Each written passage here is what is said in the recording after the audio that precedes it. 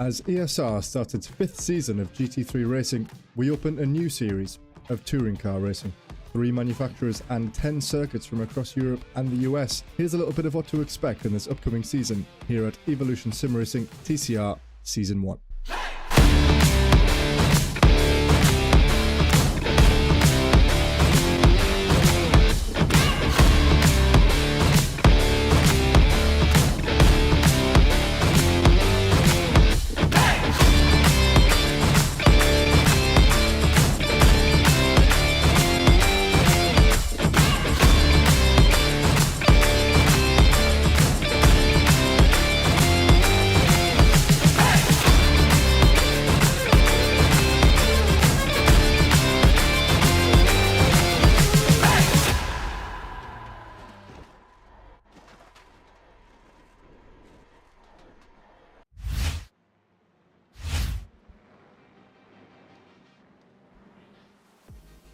Good evening, everybody, and welcome along to the 6th round of the Evolution Sim Racing Touring Car Championship tonight, here at one of Italy's finest, the Autodromo del Mugello, the Mugello circuit, situated slap bang in the middle of mainland Italy, just north of the city of Florence, where our drivers will be treated to a host of magnificent corners around this 3.2 mile circuit, consisting of 15 corners, 6 to the left and 9 to the right, with a pit straight in excess of 1 kilometre, making the run out of the tricky left-hand turn 15 crucial in setting up overtaking opportunities into the uphill right-hander down at turn 1. My name is Joseph Glass, and as always I'm delighted to join you all once again this evening ahead of our usual format of 3 20-minute sprint races, which will commence in quick succession following the end of our closed qualifying session a little bit later on this evening. But first, as always, let's take a look at the sponsors of this series.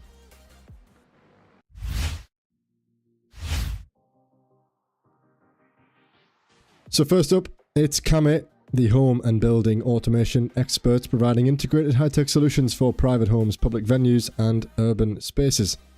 The GP2 Group, a management consultancy firm specializing in business acquisitions, property management and development. AB Designs, bespoke sim racing liveries designed to your specifications across all the leading sim racing titles, including iRacing and ACC. And Get Good, offering coaching and guidance via a new online self-paced learning package, which is accessible, in-depth and effective. So if you're interested in improving your iRating, be sure to get in touch. All the links available in the ESR Discord server. And as always, now we can hear a little bit more about this directly from Marian himself over at Get Good Racing.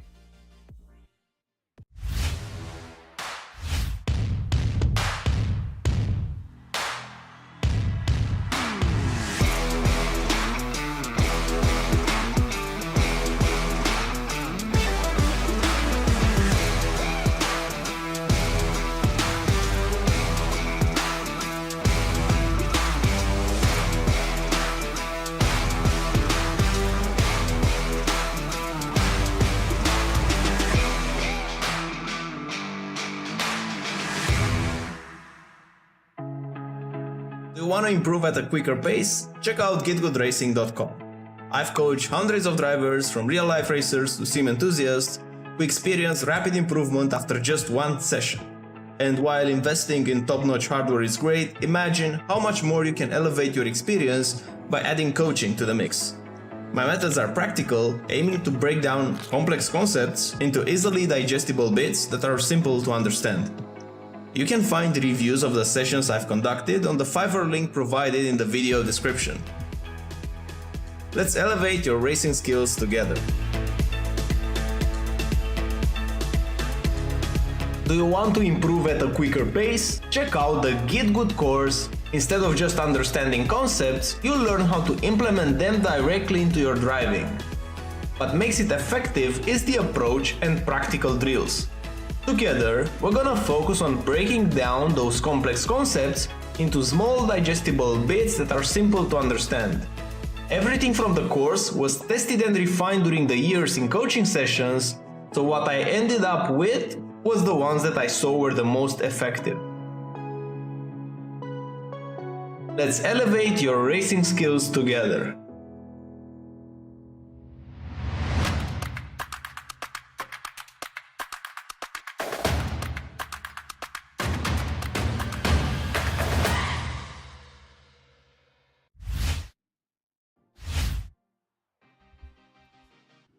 Well, here we go then. It's the 6th round, as we said earlier, and we've crossed into the halfway stage of the season. So, as always, before we get started, we can go ahead and review the championship order, starting first with the Pro Class. It's no surprise, as you might expect, that Wojtek Sulidovic continues to lead the way at the front of the Pro Class standings. He, Mateus and Luke Lucchesi still the top 3 to beat. Wojtek with a 1, a 2 and a 3 this time last week, and Mateus there unable to finish the final race, but it's not enough for Lucchesi to catch up. Only 37 points separating the top 2 drivers as it stands, so all of that can change in just one bad race.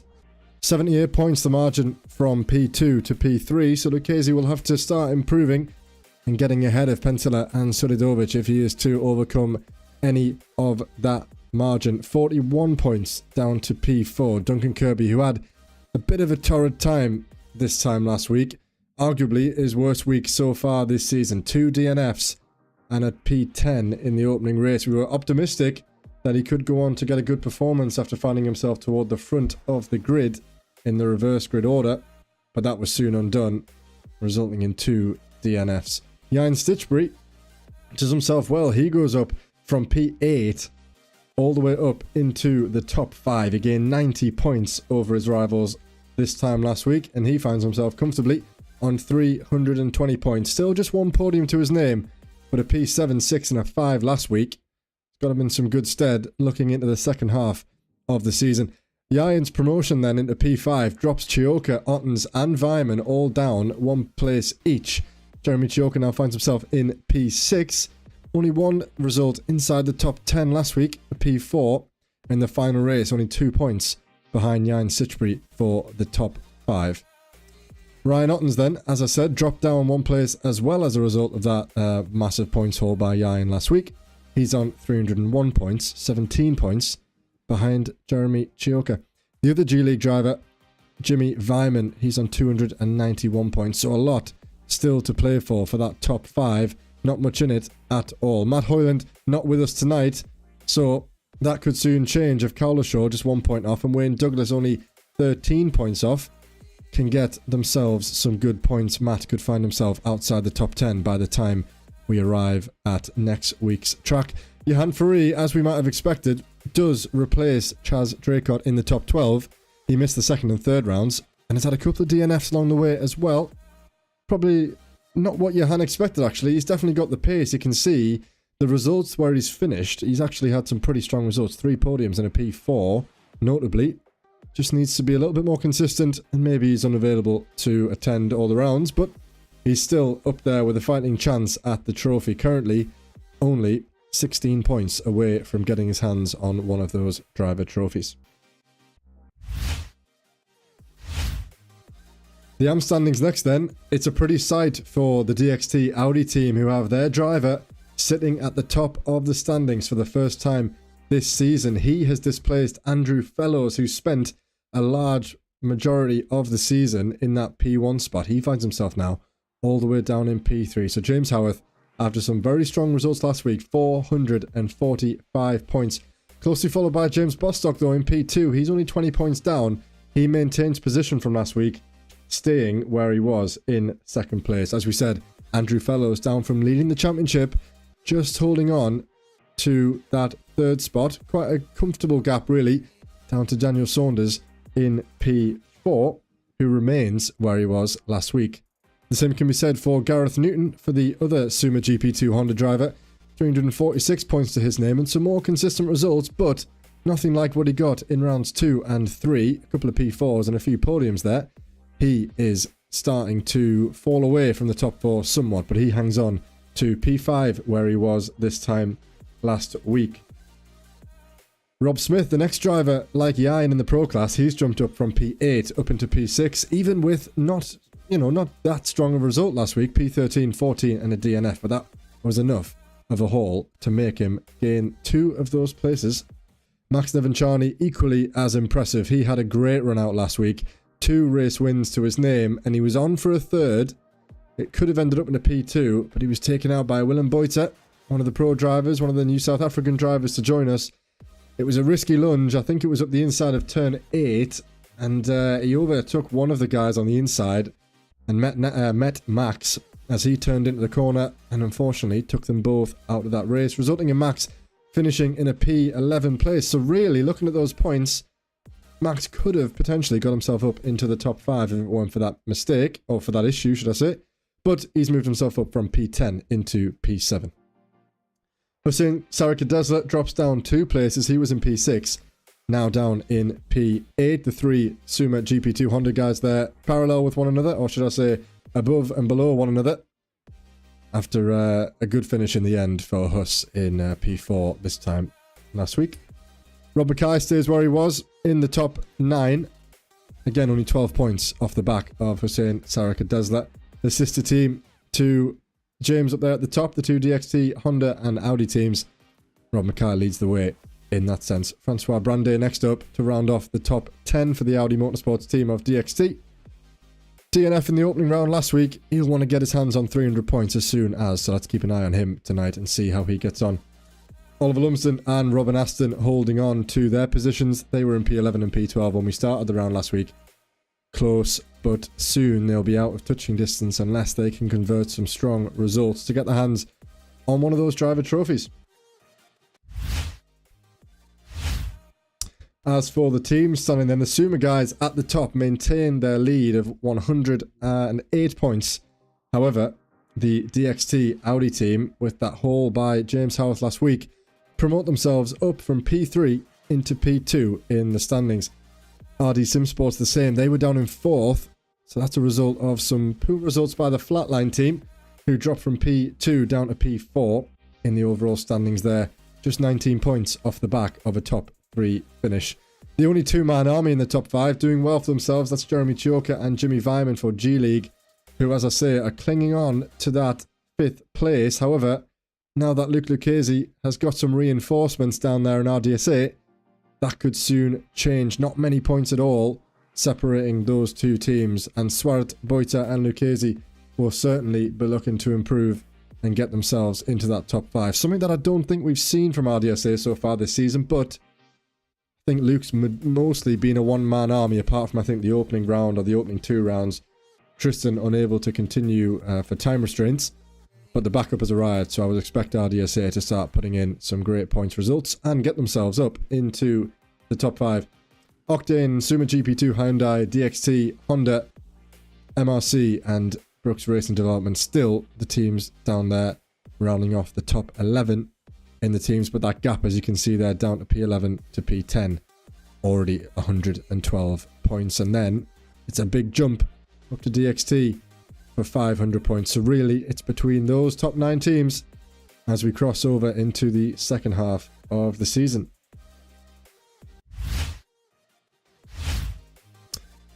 And finally then, let's take a quick look at the incident ratings. Again, as we say, this is a scheme that we've employed to allow some drivers who might not win many races to get up there and win themselves a little prize come the end of the season. $15 vouchers on offer for the top 3 drivers in each class who keep their incident scores down to a minimum. Remember, a 1x is picked up for going off the circuit, 2x for loss of control or contact with another car, and a 4x for what iRacing deemed to be major contact with another car. And we calculate the total races entered, dividing by the total incident points gained, or not gained, but you know what I mean, to come out with an overall incident rating. And so far, it's Wojtek Solidovic who leads that standing as well.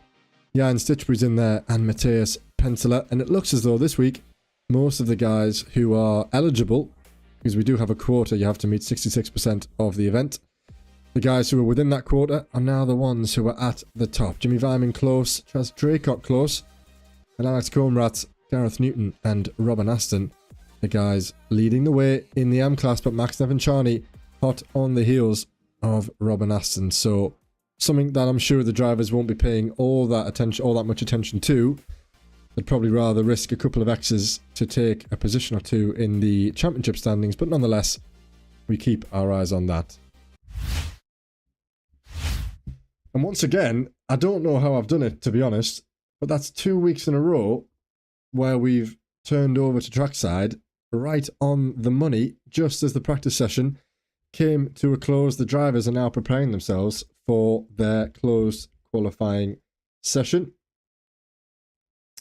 As we know, rain not yet enabled on the TCR cars, so it will be a dry stint, a dry session throughout, and we have some cars on the track now. So let's join.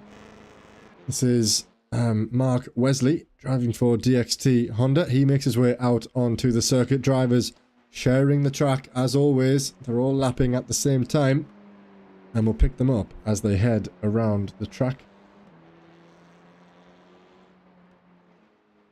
15 minutes for drivers to set the best lap time possible, roughly 4 laps.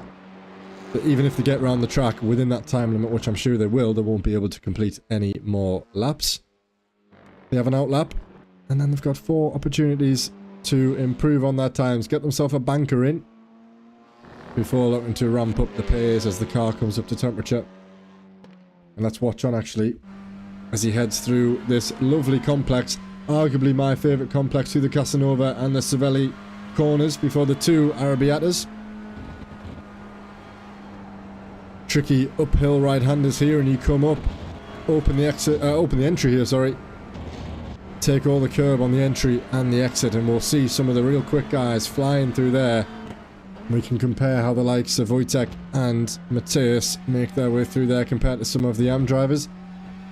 Mark just taking it easy as he heads around through the end of the second sector. Around the hairpin down at turn 12 before a fast left-right chicane. They'll be on Detty turn 13 and turn 14. Making the most of both those apex curbs to minimise the distance as he crosses over the chicane. And into the final corner as he gets his foot to the floor and starts his first lap. Let's ride on board with Mark and see if he can put anything in as we head around the circuit for the first time.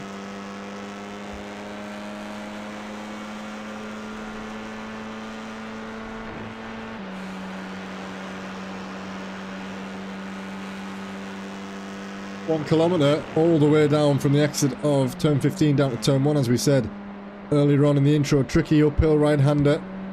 Pretty easy to get the car slowed down as the track comes at you. And then you want to open up the corner. I would say to avoid those sausage curves, but Mark's gone right over both of them. Fair play, and the car looks to have received those quite well. Wasn't unsettled as much as I thought it might be. I'm not sure if the GT cars will do the same thing on Thursday. I might have to try that, because I normally keep the car off those curbs. Through turns 4 and turns 5, and now you prepare your exit to try and carry as much speed as you can. The downhill right-hander, braking, taking as much apex as he can. He can get a lot more of the car over that apex. I wonder, is he pushing? Sounds like he was. He just let off the gas ever so slightly there. Up through Arrabbiata 1, the turn 8, uphill. And now turns 9, but that's Mark off the track. He just got the entry into turn 9 slightly wrong, turned in a little bit too early, which meant he was trying to carry too much speed through the corner, ended up running off into the gravel trap. We'll pick up with Wojtek though, the man who I'm sure will once again have the time to beat the 180 machine for Semper Racing. He comes around through turns 12, 13, 14 now. And we'll soon see the guys posting in the first lap times of the evening.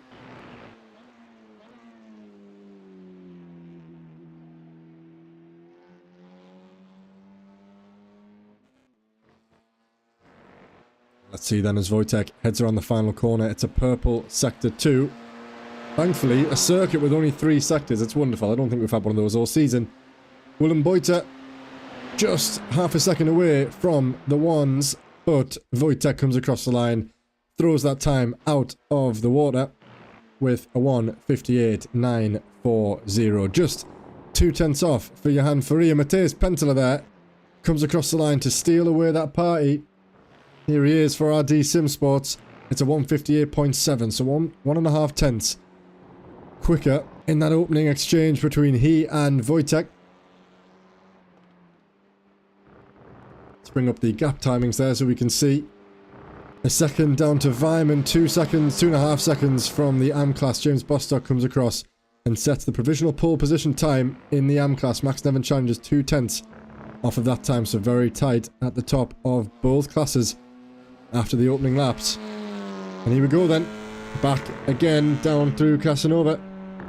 And that's more like it from Pentela, taking all that entry curb at turn 6. And the same can be said for turn 7. Let's see how he handles turn 7, 8 and 9. Didn't use all the track on the left there, which is understandable if you don't have to. Runs it wide, turns in late, gets the right hand tyre just on the exit of that curb. And keeps it nicely away from the gravel. Breaking down now towards turn 10. A lot of apex curb on both. There's Wojtek setting purple sectors in the opening 2 sectors.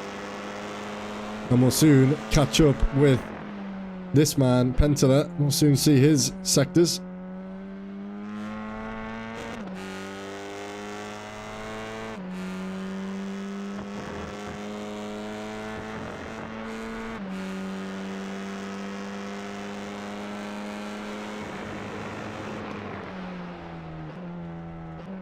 Final corner, it's been quite a clean lap so far.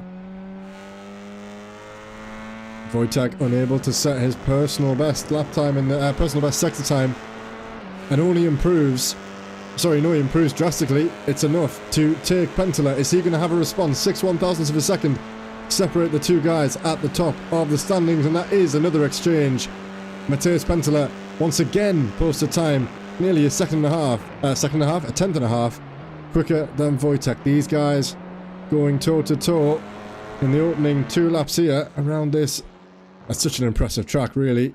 Such different corners, tricky and as I say, different as you go throughout the lap. Max Nevinchan down there, he has taken a time good enough for provisional pole position in the AM class, and Robin Aston also right up there. Bostock demoted down to the 2nd row of the grid as it stands. He'll be joined by Gareth Newton on the 2nd row, with James Howarth, the championship leader, currently down there in P5. Needs to find 7/10 of a second, even more really, but needs to find the best part of a second if he's going to budge this man Nevinchan away from the front row of his class. Really interesting to see how that unfolds as we commence the final 2 laps for these for the majority of the drivers. I'm sure some of them came out the pit lane a little bit later than others, but for the majority of them, this will be the penultimate lap that they get a chance to set. Nevinchan up the hill, breaking down now into turns 10 and 11. Rob Smith currently down there in P17 overall. He set 2 personal best sector times.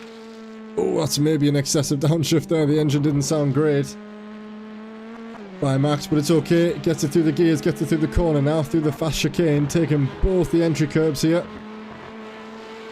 No need to really even keep a wheel on the brown stuff, just get it straight onto the coloured batch. Breaking down into the final corner, keeping it tight to the inside apex. Just a little bit of a screech there. The car was just not slowed down enough to grip up, but it's okay. The run to the line should be enough. Pentela still leads the way. Solidovic will probably be about to cross the line again. In fact, no, they haven't. They've just set away on their final lap, so neither of those guys were able to improve, and I don't think that's an improvement for him either. James Bostock is about to cross the line. Is he going to improve? No. Doesn't set a personal best in any of the 3 sectors. And he's the championship leader. He's making his way through the final corner. Ryan Stitchbury setting 2 personal best sectors in the 1st and 2nd sector. And Andrew Fellows, I've just seen there, really struggling down there. He has, I think, 2 more laps to go.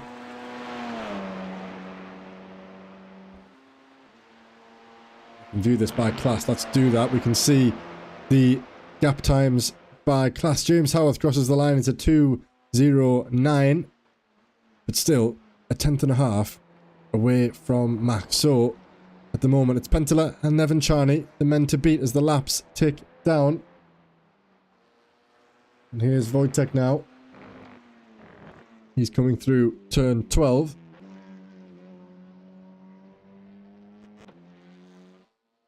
Look at that, he's lit the timing sheets apart, but I think that's Pentela who's just stolen the fastest middle sector away from Sredovic. He was absolutely lightning quick on this lap. This could be tighter than we think as we go into what will be the final lap for these drivers. Wojtek gets his foot down. And is it going to be a faster Sector 3, or is that going to remain in the hands of Mateusz Penteler? Currently on provisional pole position. Here we go then, let's see. It's not... Is it an improvement? Surely. No. So I think Wojtek has lost all that time in the final sector. Penteler crosses the line. Is he going to improve? He does. He does. Ever so fractionally, like 2/100ths, I think. I forgot the exact number. 2/100ths of a second, I think. 58.6 for Penteler, who set a personal best Sector 1, a track best Sector 2, and not a best Sector 3. And that is going to be it. Penteler, Sredovic, and Furi. That's it. Mateusz Penteler, I think, for the first time this season, takes pole position for the AM class. Same can be said for Max Nevincharny. James Howarth, however, could have something to say about that. He hasn't lit the timing sheets up. He's got two pretty average opening sectors. You never know. He could have saved some tyres for the final sector. Let's see. As Howarth crosses the line, is it going to be enough to budge Nevincharny from that top spot in class? No, and he doesn't improve his time, so Max Nevincharny, all the same, will take that pole position. Bostock doesn't finish his final lap, and it's a time of a 2-minute flat 0.7 for Max Nevincharny. A 10th.5 separating both classes. And Bostock with a practice start there. That's exactly what you need to get under your belt. Looking up and down the timing sheets then, it looks as though the AM class is a little bit more competitive than the Pro class. 9 drivers separated by only 1 second in the AMs, but only 5 drivers separated by a second in the Pro class. So Lucchesi, Furi, Sredovic and Penteler, the guys to watch who might extend that margin ahead of Holman, who had a good week last week, but if qualifying is anything to go by, it looks like there'll be a bit of a gap. But the AM class should be one hell of a session, I'm sure, if these times are anything to go off. Here's Francois Brandet, who started the session late, as did Danny Weir, so they're going to have a chance to go around one last time. There's going to be just enough time for Francois to get round.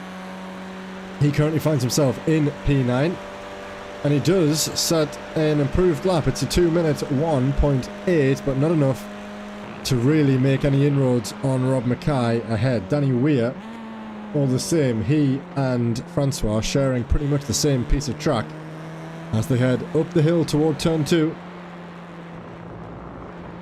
Good entry there by Francois.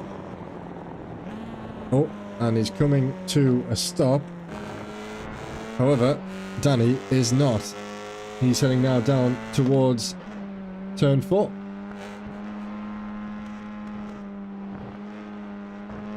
He is the only man on the circuit at the moment, so the only man that can displace the times. I think he's improved in the opening sector. Really, he needs a good 3/10 if he's going to get himself anywhere near that top 12.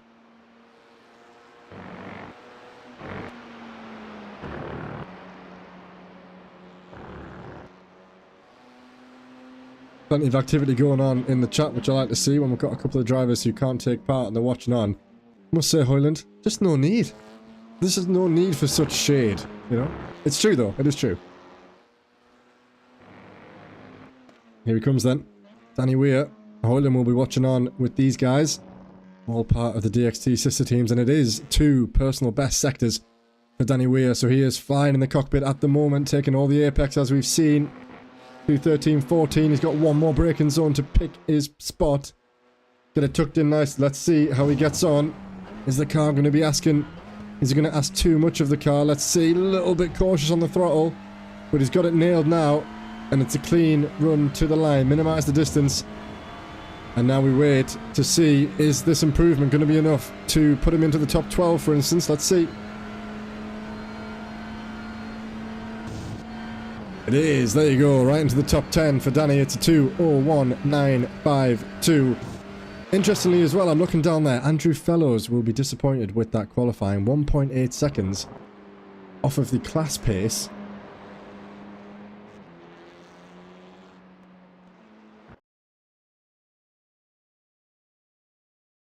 I'm not sure what I've just done there by mistake, so let's just stick that back down there.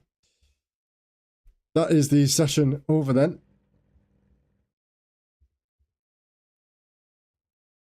Let's take a look at the grid while we can. A lot of cars, we could be away very quickly. Matheus Penttila, what a lap for the first time. As I said, I think he finds himself starting the race toward the front of the field. Wojtek Swiatovic on the front row with him. Johan Furey and Luke Lucchese share the second row of the grid, the two South Africans, with James Holman and Jimmy Vyman in P5 and 6. Ryan Ottens, Paul Cowlishaw, Duncan Kirby and Jeremy Chioka, the top 10. Willem Boyter and Jan Stitchbury rounding off the Pro Class, before Max Nevincharny leading the way for the M Class with James Howarth, Robin Aston, James Bostock, Hussein Sarakadesla, Rob Smith, Gareth Newton and Rob Mackay, the top 20.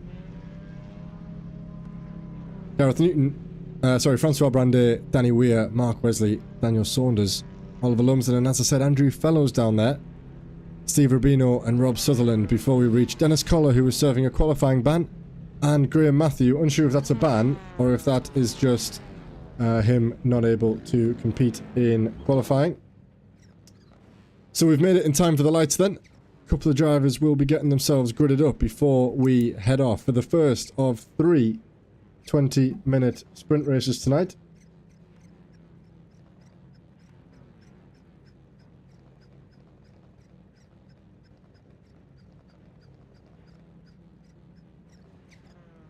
And all the pressure on the shoulders of this man, Matheus Penttila, the 112 machine. He's always been doing the hunting down into turn 1. This time, he's the hunted. And it's a pretty long stretch down to the braking zone of turn 1. You know, if you don't get a good run, you can be easily swallowed up. I'd estimate probably half a kilometre down there from the pole box into the braking zone at the first corner. Here we go then for the first time tonight. It's round 6 of the Touring Car Championship, and Matheus Penttila, over to you. He gets away, and I think he's got away well, but Wojtek looks as though he's going to be all over him immediately. Yes, he is. Wojtek Swiatovic leads the way. He's got a lightning start, and Johan Furey is going to be in the back of Penttila before we know it. Wojtek comes across to defend the inside line aggressively, exactly what he needs to do. That will be Wojtek leading the way into turn 1, closely followed by Lucchese and Furey, who are battling for the top 3 places. James Holman up the inside of Ryan Ottens as they head through turn 2 and 3. And as everybody else got through cleanly, let's see, there's Jan Stitchbury. He's got his own track to himself at the moment with Jimmy Vyman and Max Nevincharny, who's done well off the start to get ahead of some of those pro drivers. Someone just shot across the track there. That could have been Robin Aston, one of the Suma Honda cars, I believe it was. And they've all got away well. Wojtek leads the way at the front, and here they all come down through turn 6 and 7 for the first time. And some clean track out in front. Robin Aston is under pressure from behind immediately. And who is that coming in behind him? That's Willem Boyter, who's had a bit of a drama, I think, off the start. He's down a few places, down 1 position, which is promoted Nevincharny up, mixing it in there between the pro drivers. So Penttila got swallowed up by Swiatovic off the line. Lucchese took Furey. Holman held on to what he had. And Rob Mackay just swapping places with Hussein Sarakadesla. And here's Francois Brandet sending it up the inside of Hussein as they head through the hairpin down at turn 12. A little bit of a connection problem there for Rob Smith. Temporarily disappearing, and that's the Suma guy off. That's not going to be very good at all for the sight of Gareth Newton, who's going to have Rob Smith blinking in and out. And is that Danny Weir? Yes, it is. Willem Boyter's round. He's off. Has he been tagged? He's off the track. He's going to rejoin. And he rejoins all the way at the back of the grid. So the two front runners then have themselves a decent margin to Lucchese. He's still there. Oh, has he spun there? No? Did he just lose the rear? Just lost the rear ever so slightly, I think. And that's going to allow Furey perhaps to look around the outside. Yes, he is going to look around the outside. He's got a wheel arch up the inside of the space. Should be left by Lucchese, which it is. However, he's going to come over to defend. I was going to say Lucchese was on the inside line. for turn 4 and 5. Not too much of a threat, and all of a sudden, Fari has gone from attacking to defending, and that's Holman, who's got himself alongside. Is he going to be passed by the time they head in? No. Fari sticks his nose up the inside at turn 6 and keeps a hold of that position. Here's Sarika Desler next, chasing after Rob Mackay.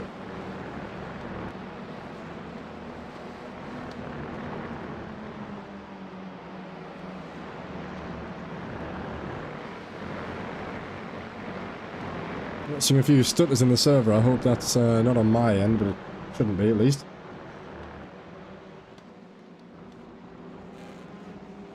So gaps already appearing up and down the grid, really. We've still got that battle up there for P1 and a battle for P4. Before we know it, we could have some pretty big gaps. Let's take a look at the standings by class then. James Howarth leads, Robin Aston leads Bostock in the AM class. Nevin Charney down a few places off the start. Ryan Ottens has had a pretty poor start there as well. He's down 5 places.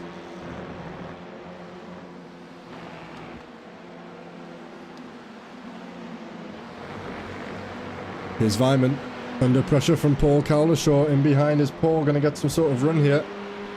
Let's watch on as they head down the pit straight and cross the line for their 3rd lap. Matthias Penteler putting in the fastest lap time of 58.7. Not too far away from the man leading the race. Oh, that's late. That's late by Jimmy Vyman. Just tried to carry a little bit too much speed into the corner. Oh, and he nearly sent it up the inside of Cowlishaw. That would have been a little bit optimistic. Cowlishaw takes that place then. He's up into P6 and it's on the gravel. On the gravel for Vyman, which opens the door somewhat for Duncan Kirby, who'll be thinking about trying to get the run here. Hangs it around the outside. Couldn't do much of a switchback there. And Vyman does hang on to that place in the end. Duncan currently in a G-League sandwich. He's got Jeremy Chioka sniffing around his gearbox while he tries to keep up with the 2 guys ahead of him. Ryan Ottens has come up to the pit lane. We'll have to see what happened to him. Let's go back and assess what happened on the opening lap. It was just Willem Boyter who struggled down there at the start. Let's see what happened to him as he headed through turn 15. I think it's just his own mistake, actually. Was he conscious of a car that was inside? Maybe he didn't get it slowed down enough and just about got it stopped as he came off the gravel and was able to get out the way of the oncoming traffic. Danny Weir has also had a problem. Let's see what happened to him. Is this turn 1? I think, yeah, heading up the bank at turn 1. Oh, and he's just pulled over to one side and stopped that. Seems to me possibly a need to get off the sim quickly. That doesn't seem like an issue on the track. Maybe one of the guys in the chat can tell me what's happened to Danny there. But we pick up Kirby again as he looks to battle with these 2 G-League cars. And, in fact, we will look to pick up the leaders because Matthias Penteler is not giving Wojtek an easy time of it at all. They've already dropped your hand free by 3.5 seconds. So already the opening laps here determining what will probably be our race winners unless they come together at some point. Again, going toe-to-toe for lap times, just 8 1/1000ths of a second different between those 2 drivers on that previous lap. Already 6.5 minutes have passed here in the opening round. It's right on board with Matthias as he looks to hunt down the pole man. So far though, a good start. Last week was a little bit chaotic in the opening rounds, in the opening laps. But good to see no collisions so far, or none that are on the timing sheets at least.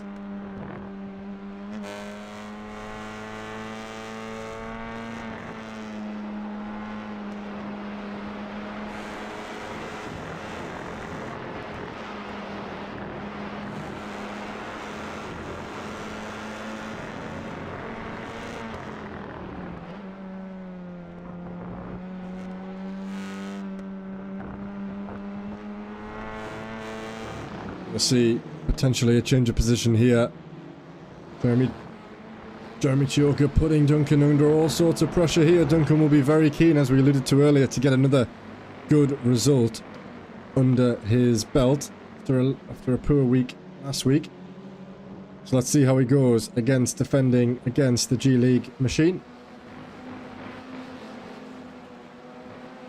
I love the angle here as they sweep through that fast chicane.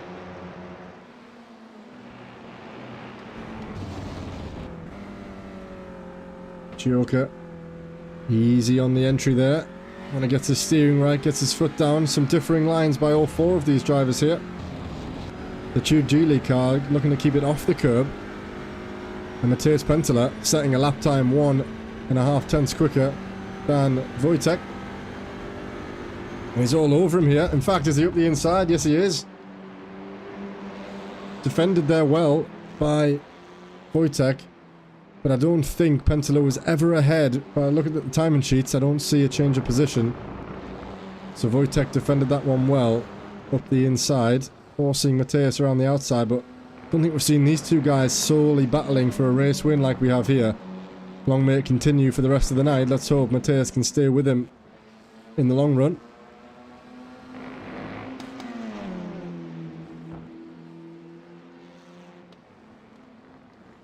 And unfortunately, it seems my prediction has been completely reversed. I was saying that the AM guys look like they've got similar pace, but looking at the standings at the moment, seconds and seconds separating the top 5 in the AM class, and yet, apart from Johan Ferry, we've got some good battles up and down the pro grid. We'll keep our eyes on the battle that we saw earlier between Vyman and Kirby. Aside from the battle with Chioka, we also have Vyman putting Cowlishaw under all sorts of pressure at the moment, but Cowlishaw still doing well to hold what he has. Willem Boyter will be interesting to watch as well. He's roughly a second quicker than the guys around him at the moment, making his way through the pack from last on the grid. He's now back up into P23, and he's just there, got past Steve Rubino, so now he's up into P22.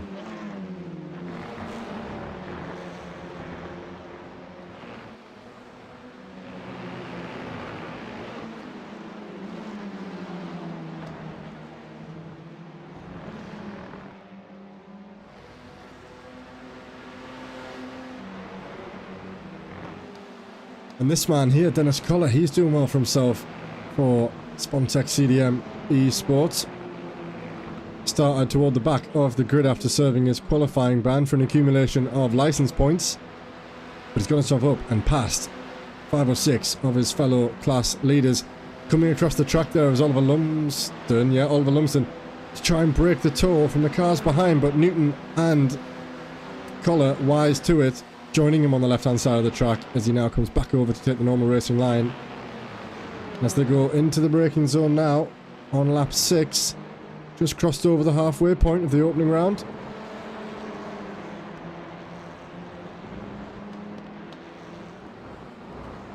Paul Cowlishaw starting to extend that margin ever so slightly. Duncan has got past Vyman actually at some point. Here it is, let's see how he did that. He got the run coming out, and always, has he got up the inside? Yes, he has defended quite aggressively there by the G-League car. He gets it slowed down, gets it turned in. And that's Duncan Kirby with a great move up the inside of, I believe, is that turn 4 and 5? Yes, it was. Right in time for this sweeping left-hander of Casanova. Sorry, sweeping right-hander Casanova. And that's Kirby up into P7.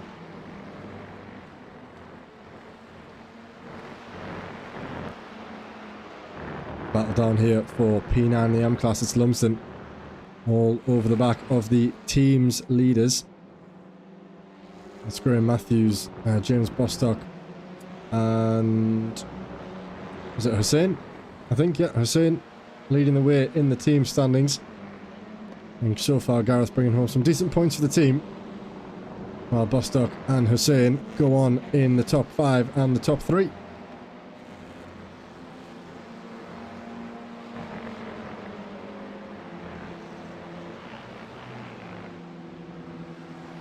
Wojtek having to defend the inside, catching up once again with the race leaders. This will continue, you know, for 13 minutes these guys have been going head to head, and Penttila could be the one with the lap time at the moment. He's set a lap time 3/100ths of a second quicker. You could argue that he's actually being held up a little bit by Wojtek. It seems as though Penttila is the man with the most pace. We saw it in qualifying and we're seeing it playing out here. Wojtek putting on a good display of defence, something that he hasn't had to do too much so far this season. In the reverse grids, he's been the one making the overtakes and getting himself back into the top 3, at least. But this time it's a little bit of a different tale, with Pentela putting him under some pressure. Let's see how he reacts. I would back them both to keep it clean until the end of the race. And that will be very respectful, I'm sure. But Pentela will be getting frustrated, I would imagine, knowing that if he can get ahead, he could potentially stay ahead by putting in some pretty strong lap times.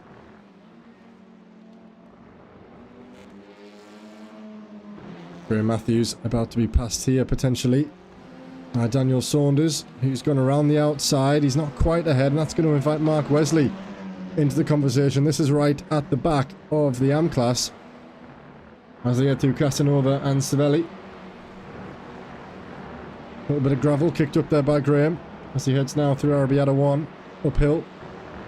That's the downhill section done. Oh, is that going to be a late move? Yes, it is. It's a very late move. And that's a collision. Very, yeah, unfortunately, I think unnecessary there from Mark. I think to expect Graham to leave the space was a little bit... Let's see, before I judge, let's see. Again, we saw this last week with Graham. He seems to take quite... How do I say? Seems to take quite late turn-ins, which kind of invites the guy behind. Last week it was a move into turn 1. I can't remember who the driver was who stuck it up the inside. But Graham turned in very late, kind of left the door wide open. Now that was a risky move by Mark, which to be honest I don't think he should have really done. It was there in a way, but he didn't have the overlap and he made contact with the rear of Matthew, sent him into a spin, and that is actually both of those guys into the pit lane and out. Having driven 15 minutes worth of race, they both now find themselves in the pit lane, waiting for the second round to get underway. Quite a lot of battles in close proximity, but not too many of them. I'd say 3 or 4 battles, all within 3 or 4 tenths of one another. But none quite as entertaining as the battle for the race lead, the battle between the 2 guys at the top of the Pro Championship. Mateus definitely not out of it yet, only halfway through the season. He's got plenty of races left to try and claw back that margin to Wojtek at the front. Chioka, however, putting Kirby under masses of pressure, defending the inside line as he head through. This is turns 10 and 11. And Cowlishaw, all the same, having to defend ahead the top 6 to Vyman.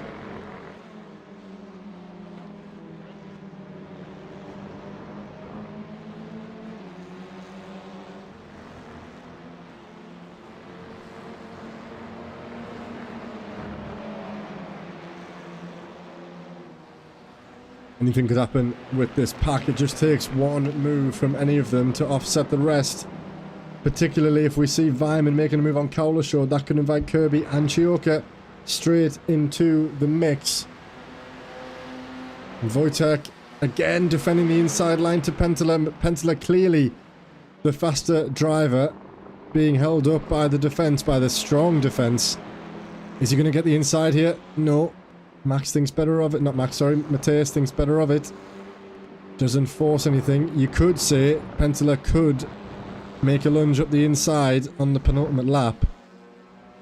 But really, you'd only want to do that if you know you aren't quicker. But I think Mateus is quicker.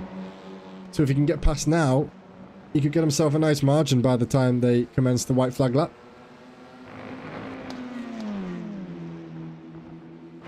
Gareth Newton, Rubino and Collar. Collar's got himself up another place. Been a great race for him so far. Let's take a look at what he's been able to gain. They're up 6 places, I believe. That's the most of anyone on the grid. Yes, it is.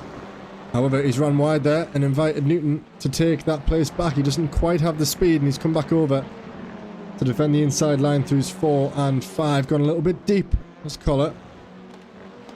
Might allow Newton to carry some speed, but no, I think he's going to have to stay in place as it stands. Willem Boyter has just dispatched Francois, but they're going side by side now. This is through the run of Arrabbiata 2. Oh, and he's just come across. I thought that was going to happen there, to be honest. I really thought that was going to happen. Let's see, from Boyta's perspective, he gets past Francois. Francois holding the inside line, he's always alongside him. To do well to get it through Arabiata 1. And he's still there. It's minor contact, but not enough room left. Let's take a look at that from this angle. No, not from that angle, sorry. From this angle. So let's see, he was pretty much fully alongside, and Willem Boyta's just turned it on Francois. This guy can't catch a break. He's been involved in so many incidents, bless him. I mean, some of them were his fault last week, but he had so many tickets tagged as his name last week, and I think that might be one more. Not sure if this is the final lap. It might be, so we'll have to keep an eye. Let's see. Can we track someone coming across the line? Here's Mark. Are we going to see the white flag at any point? Yes, it is the white flag lap. So, it's Matthias' last chance then to get this move done. That battle between Kaldashaw, Vyman, Kirby and Chioka still raging on. We'll catch them as they exit the final sector to see if any positions change. That's a blue flagger getting nicely out the way of both of the faster cars. I don't think Pentela is going to be able to do enough in these final few corners. Let's just quickly catch up with these guys as they hit through Arabiata 2 up the hill. Carlo Shaw's done very well to hold on to what he's got. No mistakes from any of these guys so far. And Chioka giving Kirby a little help through that corner there. Maybe a little touch in the rear. Steady on. And that's going to be it. Here they come now. Wojtek, a great display of defence. Matthias will be upset with himself that he wasn't able to get a better start because he was the faster man. The lap times will show that, and the defence that Wojtek has had to put up will also show that. Both of them happy. Flash of the lights and a wag of the tail, as I always say, one by each driver, and that's it. Wojtek comes across the line to win the opening round here at Mugello. Matthias Pentela nicely in P2, and Luke Lucchese comes across the line to hold off Johan Furey and James Holman. Let's see what happens here. Is someone going to get the run? No. Kaldashaw follows Vyman, follows Kirby, follows Chioka. And let's ride on board with the AM guys. Here's James Howarth.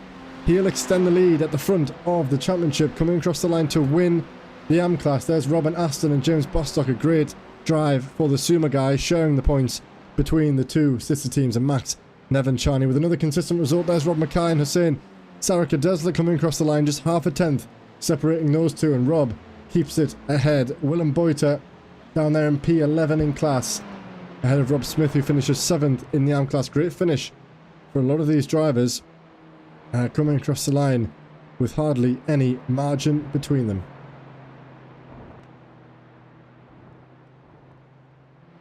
Well, that's it for the opening round then. We won't have long before we get away on the consolation round. Let's quickly take a look at the...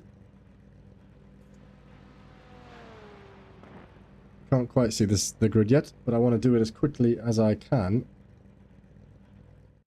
so that we can quickly take a look at the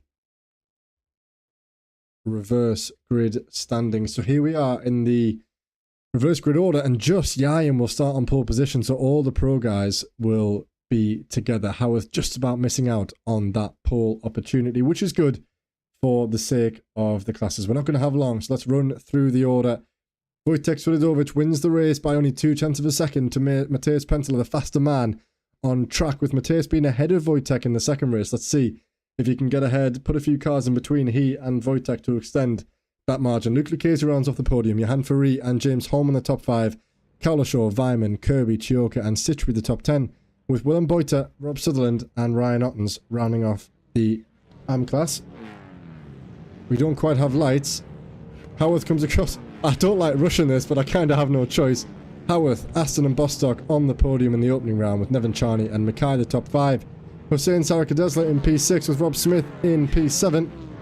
Dennis Collar and Oliver Lumsden and Steve Gareth, whoever that was, ran off the top 10. And we're away once again. This time it's over to Mr. Stitchbury to get us away for the second round here tonight. And it's a bit of a slow start. Duncan Kirby is the man with the better start at the front. And he's going to be putting Yain under all sorts of pressure as they head down toward turn 1. Yain's going to come over to defend the inside line, forcing Kirby. And look at that. There's Jeremy Chioka, who leads going into turn 1. He comes over to cut off Yain. Late, slight move under braking there, I think. Yain might not be best pleased with that move by Chioka, but he does lead, closely followed by Stitchbury. Then Kirby. Holman's got past, and that's a mistake.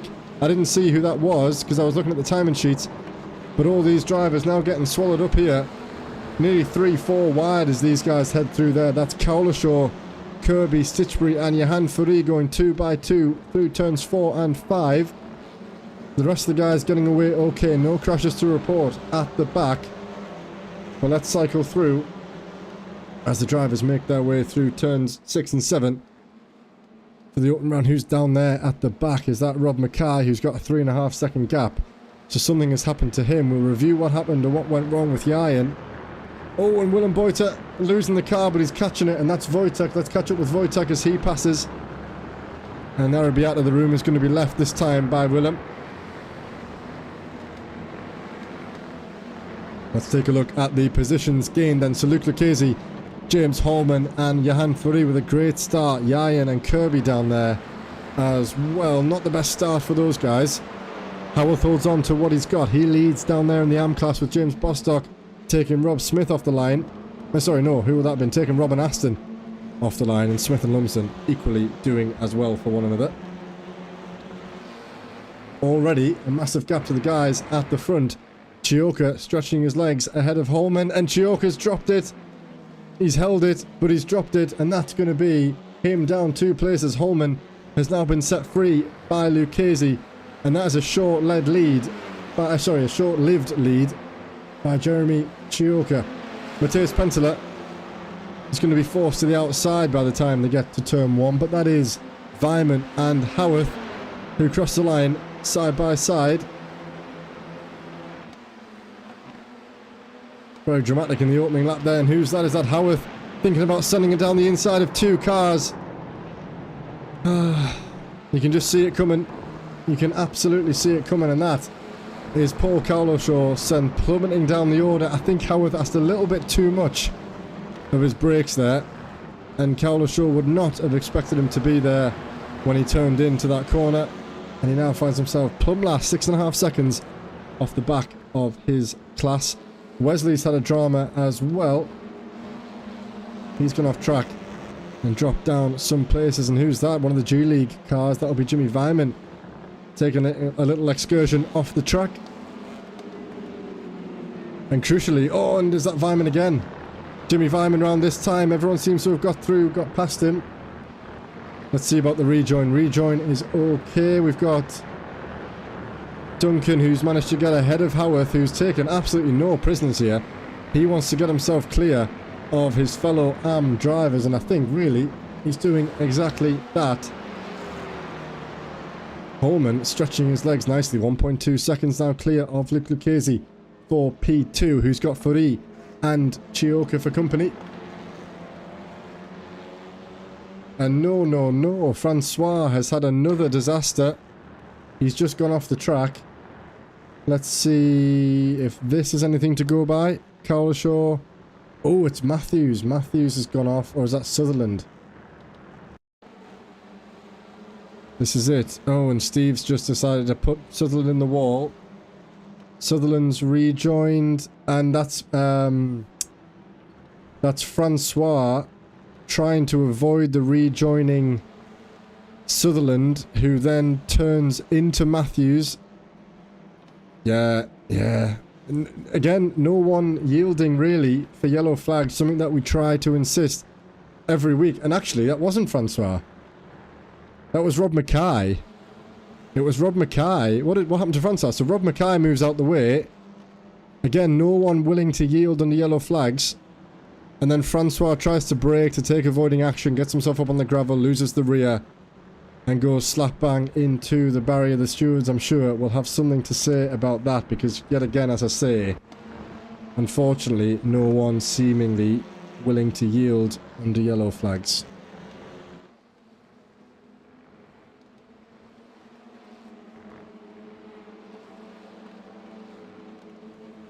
These guys have been glued together so far tonight. Pentela cannot seem to shake Swidovic because he's been held up somewhat by Willem Boyter.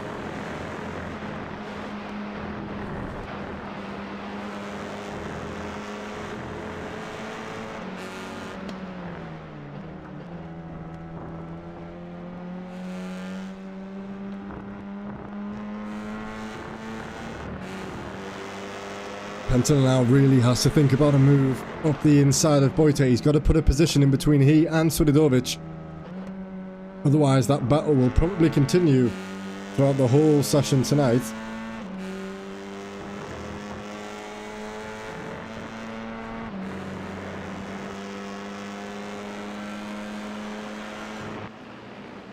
Here's the battle for P1 in the AM class. It's Howarth leading Smith.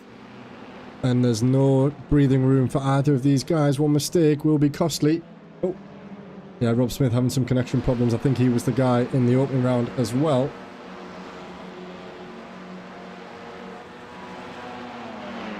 Apologies, Francois. What can I say?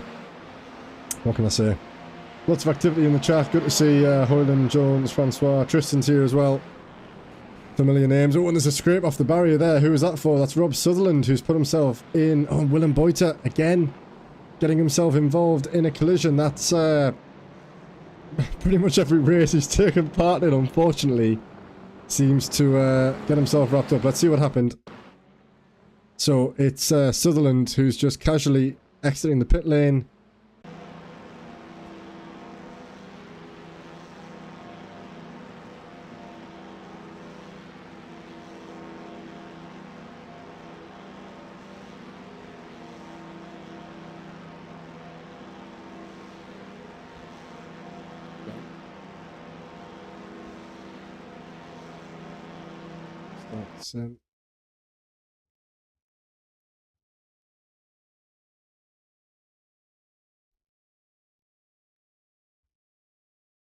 Okay, I'm going to have to restart the sim. It's okay, I think.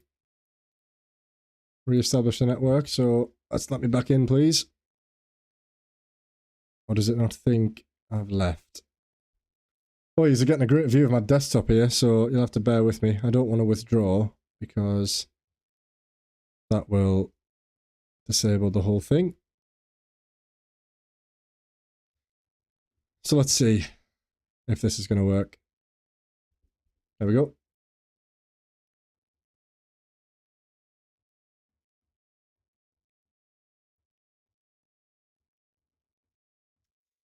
Well, we were bound to get a technical difficulty at some point throughout the season. It's come now. Hopefully it won't happen again. And just give me 2 minutes to get myself back into the session. I was going to cut to a commentary break, but I thought, nah, just keep it raw. Keep it rolling. Why not? Bit of behind the scenes, although you can't see what's going on the left screen. That's where all the magic happens. But at least the stream's still going. Crucially, my network dropped. It came back. Everything went off, came back, and iRacing's the bit that suffered, unfortunately. So these things can happen. Thankfully, there was still over 10 minutes of the race to go, so we'll rejoin nicely. And I think I spent too long looking at that, trying to figure out what happened between Boyter and who would it have been? I can't remember. Swidovic and Pentela. So yeah, hopefully we'll catch up with that, and we'll see what's changed when we get back into the session.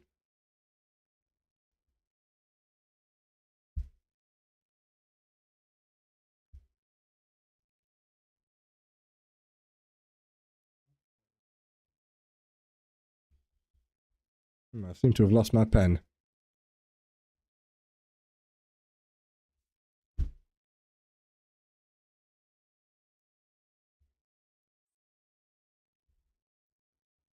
It's on the floor.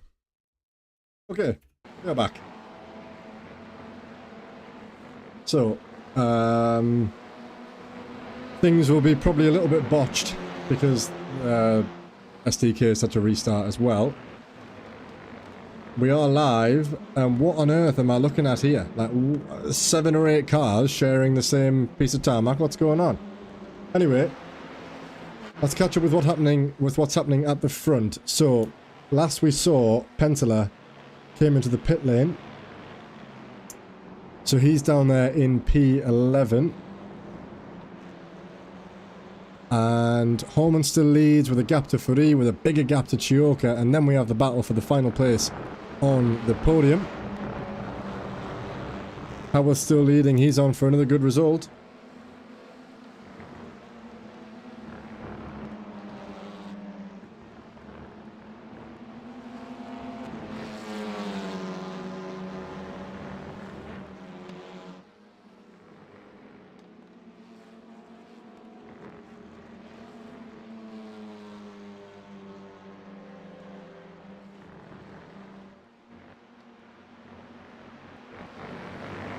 Okie dokie, I think we are fully back in business, thank God for that.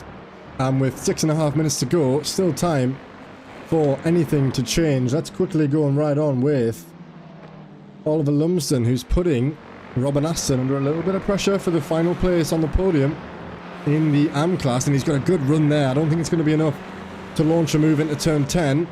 But he's certainly going to be stock in behind him, who will be optimistic at a finish on the podium. Jimmy Vyman and Luke Lucchese sharing the same piece of tarmac at the moment. I did notice another stutter there, so I don't want to do too much to overwork the PC. I'm not really sure why this is happening. Luke does move up the inside, but beautifully done. Jimmy Vyman gets the switchback and stays ahead, coming out of the final corner. As we said, here's Bostock going wheel to wheel with his teammate. Can they keep it clean? Wants to take it easy on the exit of the corner.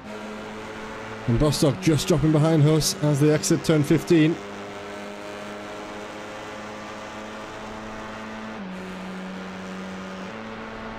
And enough of a gap to Willem Boyter in behind, who's actually been passed out up the inside by Max Nevenchani. Bostock thinks about a move on his teammate but doesn't. And Max Nevenchani comes across to cover off Boyter in behind.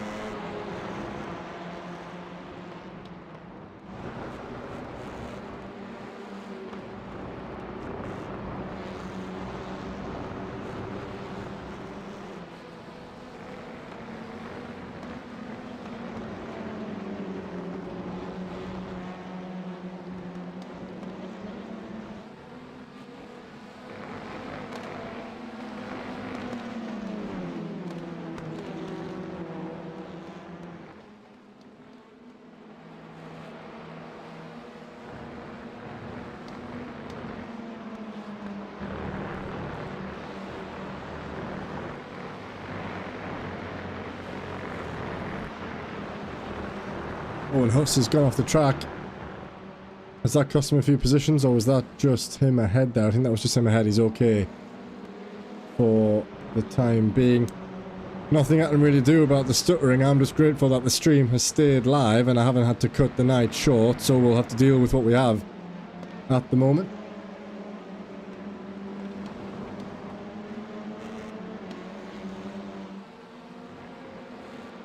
Quite a significant pace difference between, I would imagine, between Boyter and the guys around him at the moment. So let's see how he does as he makes his way through some of those AM drivers. And Hussein again, same time as we caught them at last lap. Once again, going side by side this time. Huss once again though, I was going to say this time looks like James has got the run, but no. Huss gets the run and comes across straight away to defend.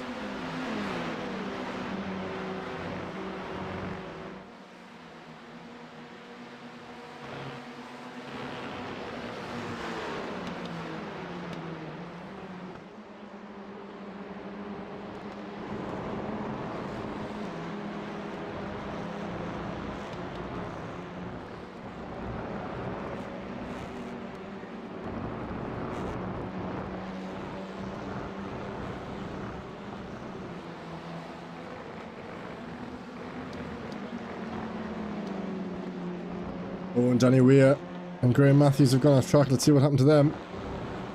Going side by side through, this is turn 3, I think. Oh, and Danny's just come back across, I think. Let's get a look at that from the blimp cam. That'll give us a better idea. Let's see. He's ahead, is the guy on the outside. Now Danny's ahead at the apex. Doesn't quite have the overlap. I don't think does Newton. Again, you'd always err on the side of caution in my eyes to leave the car some room, because you never, you know, you can't expect them to necessarily back out, but I don't think Newton really had the overlap there.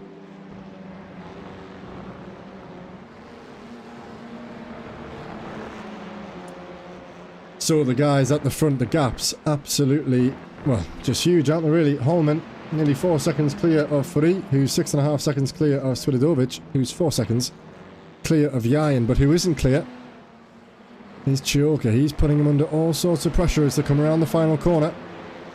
And just 1 minute left. Let's keep our eyes out. Trying to break the toe is Yayan. Is this going to be white flag? Or are we going to have one more? It is the white flag. So the drivers commence their final lap, and let's take a look at who currently stands in place of that reverse pole position. Willem Boyter could really do himself a big favour here if he can get past Nevan Charney. In fact, he hasn't been able to get past Nevan Charney because Kaulashaw's taken him. But as it stands, Nevan Charney will be on pole position. And he's just taken Bostock. Let's go back and see these guys battling as they head side by side into turn 1.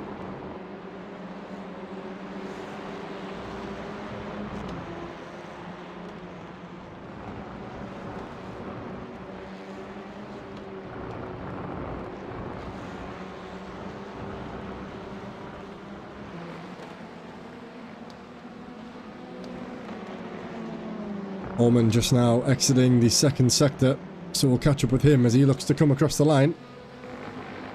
But for now, we've got a good battle on down here in the AM class.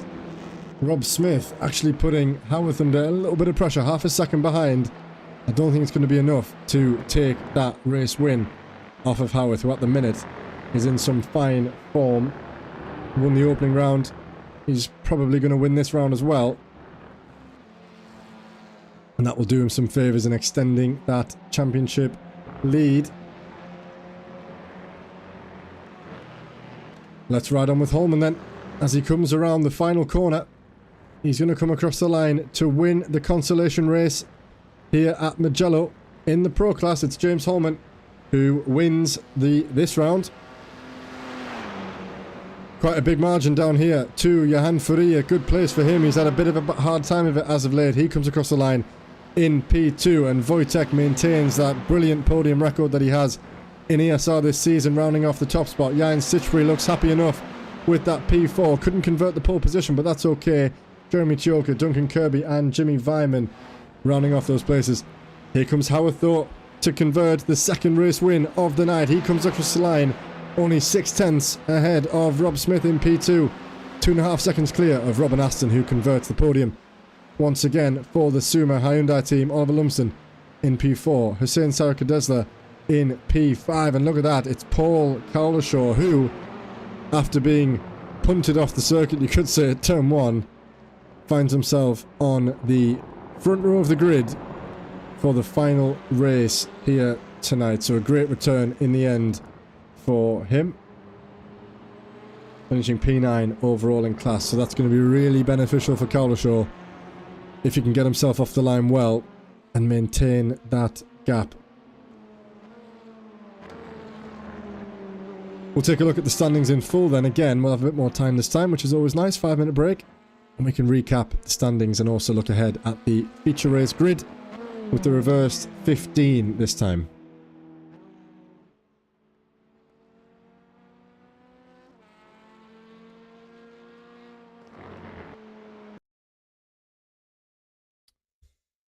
So, here we go then. The race results for you in full. James Holman comes across the line to win the Pro Class, closely followed by Johan Furi and Wojtek Svidovic.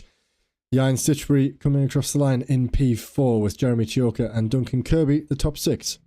Jimmy Vyman, Luke Lucchese and Paul Kaulashaw with Willem Boyter rounding off the top 10 for RDSA Esports. Matheus Pantilla had a bit of an incident earlier on. He was right up there battling for the top spots and he finds himself in P11. Won't, I don't think, either be the beneficiary of the reverse grid. So a challenging race ahead for Matheus Pantilla. Ryan Ottens and Rob Sutherland rounding off the Pro Class with Rob a lap down come the checker. And for the M-Class then, James Howarth once again converting that win. The number 54 machine for DXT Audi Motorsports, really helping their team's championship run as well as his own. Rob Smith only half a second behind though in P2, with Robin Aston for Suma GP2 Hyundai rounding off the top 3. 4 Brits in the top 4 there, with Oliver Lumsden coming across in 4th. Hussein Sarakadesla in 5th, closely followed by his teammate in 6th. Max Nevincharny in 7th, with Dennis Collar, Daniel Saunders and Gareth Newton rounding off the top 10. Andrew Fellows hasn't been able to get himself into the top 10 so far tonight, so his championship will need to get back on the rails in this final race. Danny Weir, Mark Wesley, Rob Mackay, the last of your finishes in the top 14, with Steve Rubino, Graham Matthew and Francois Brandet unable to finish the race. Let's take a look then at the reverse grid. It will be Paul Cowlishaw and James Bostock starting on the front row of the grid, with Hussein Sarakadesla and Oliver Lumsden sharing the second. Robin Aston and Rob Smith on the third, with James Howarth and Luke Lucchese on the fourth. Jimmy Vyman and Duncan Kirby share the fifth row of the grid, with Jeremy Chioka and Jan Stichbury on the sixth. Wojtek Suridovic and Johan Furi down there on the seventh, with James Holman and Max Nevincharny rounding off what will be the sixth or seventh row of the grid. Willem Boyter, as I said, just missing out on that reverse grid, and crucially Matthias Penteler will have a few of the AM guys to overcome, but he won't be too far behind his rival Suridovic. Let's see how they get on in the opening exchanges through the first few corners to see if they can close in on each other as they've done so far throughout the whole session tonight.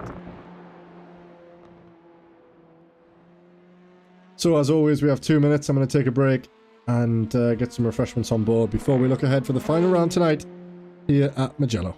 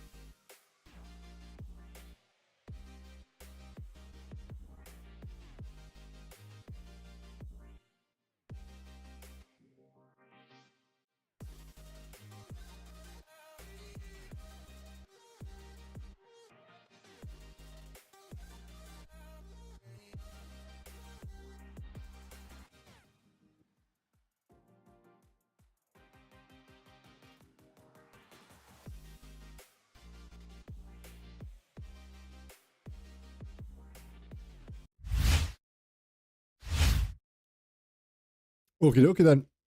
Just like that, we're about to get underway once again for the final time tonight.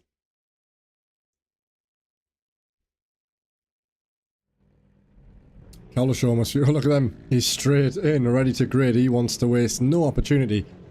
Cowlishaw knowing that if he can lead into turn 1, he'll have 6 AM drivers between him and Lucchese. Stands with a good chance at a race win. But we don't want to, We don't want to commentate curse. We don't want any of that. Fingers crossed for Paul because he does deserve himself a good finish.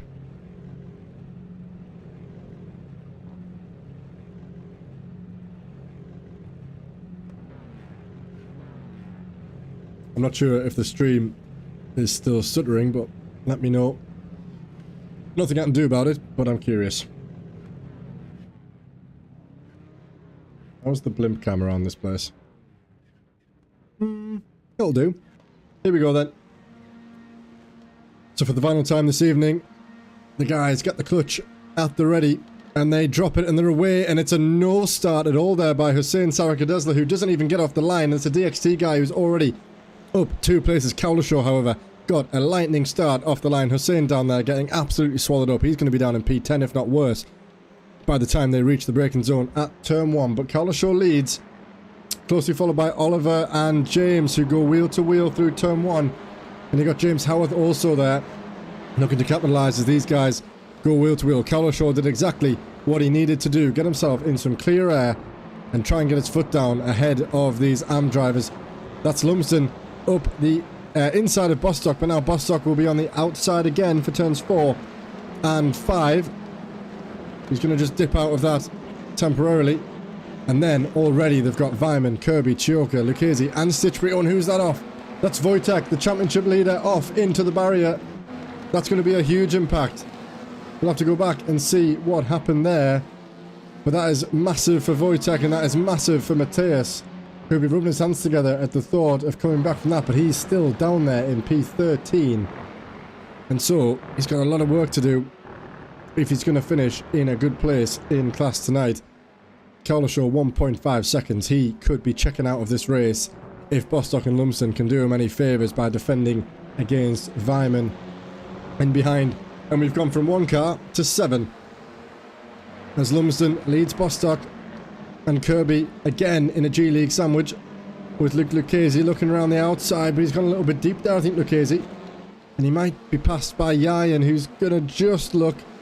No, he's not. Yayan does back out in the end and drops back in behind the RDSS esports car of Lucchese. Here's Kirby. Let's ride on with him on board as he goes through the tighter line at turn 15. Slow on the exit by Bostock. Is he thinking about perhaps letting some of these guys pass? That's a tight gap for Kirby to squeeze through. But he's done it. He's passed Bostock. Lumsden's come over ever so slightly. It's actually now Vyman and Kirby sharing the slipstream, which has now been handed in the favour of Kirby. Let's see how these guys get on. Vyman sends it late up the inside of turn 1, and Kirby has lost the car.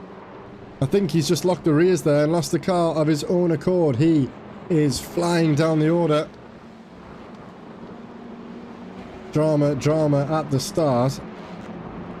All the while, Cowlishaw now 3.5 seconds clear. He will be loving it at the front, while all these drivers still go wheel to wheel. A mixture of classes here. It could end up being a real bottleneck. Vyman's been set loose, but Bostock and Lumsden could be a bottleneck for the likes of Lucchese, Chioka and Holman. All in behind. Lucchese next to try and get past those two guys. Is he going to do it in an opportunistic way, perhaps? Let's see. Oh, Lumsden off the track. Bostock inherits the lead of the AM class through a mistake by Lumsden.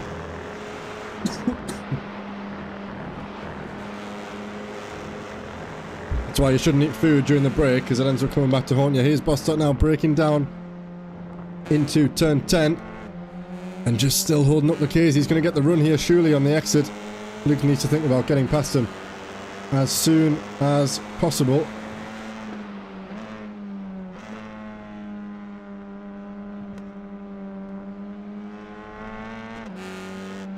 Let's go back and see what happened to Wojtek then. Where is he? There he is around the outside of the red and white car.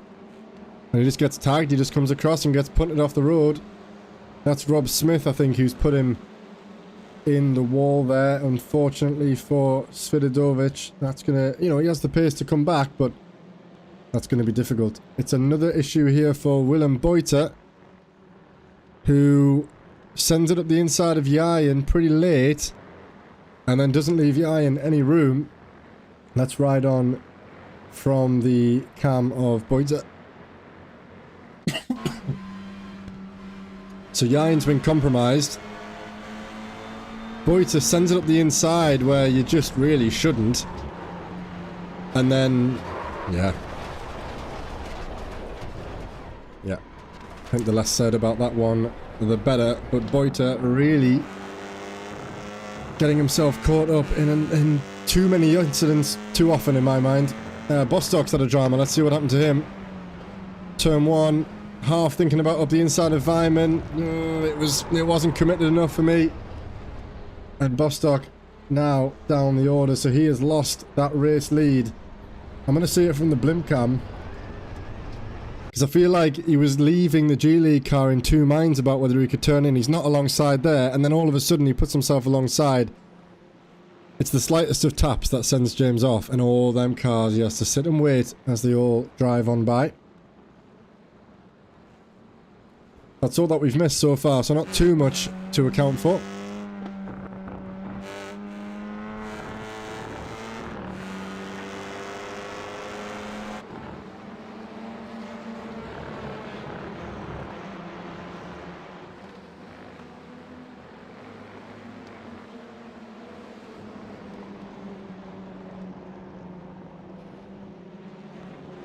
So as things stand then, Paul Carloshaw leading the way, 3 seconds clear of Jimmy Vyman. Flick Lucchese next up, Oliver Lumsden leading the way in the AM class. Only a second separating him and Robin Aston. In fact, is that Ryan Ottens? Yes it is. So we are riding on board with Lumsden. You can see there the orange Hyundai, just two cars behind him is his rival. So he's got to be very careful with the quicker Ottens and Kirby chasing him down. In fact, you would imagine that this is going to be Ottens putting a move up the inside, and I think Oliver will let that happen.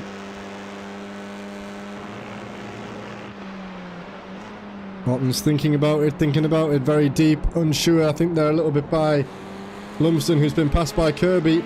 Not quite passed though by his rival, so now it's all fair game between these guys at the top of the AM class. Andrew Fellows in a good position at the moment in P3. That's somewhat recovered his night, but 2 seconds off the battle for the class win. Here's Rob Mackay, just in behind Rob Smith.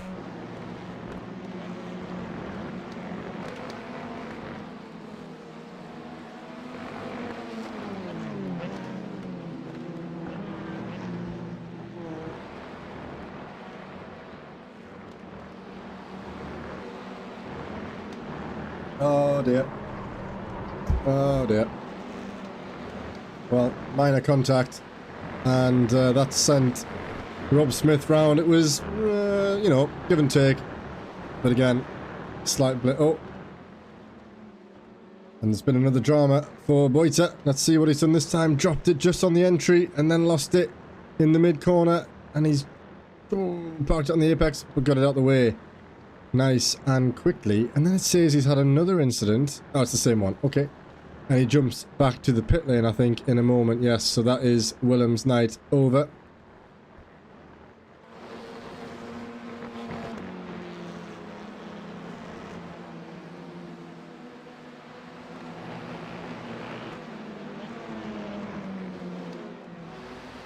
Here's the battle for the AM class. A nice gap in front and behind for both these guys. There's Andrew Fellows exiting the final corner, closely followed by Mackay, who's got Wojtek Suridovic company actually, so he will be under masses of pressure as he heads into turn 1. And Lumsden rightly comes over to defend the inside line going into turn 1. He's not going to want to give that place up easily to Aston, who's going to have a tricky job of it round the outside. It's not going to be done, I don't think. Let's see. As you might expect, Aston dips back into the slipstream. Oh, and a late... Oh, no, maybe not as close as it looked from that angle, but it looked like he just moved offline and had a late move, but no. There's been a move by Holman on Lucchese. Let's see then. He into the final corner. Oh, and he's just carrying the speed. Lucchese maybe just put off a little bit in his mirrors. That's a very nice move there by Holman up the inside at turn 15. And Mateus then also passed Lucchese as he had a wobble. Dipped a tyre in somewhere. A slowdown, I think that must be. Mateus steps up the inside at turn 6 and gets himself ahead.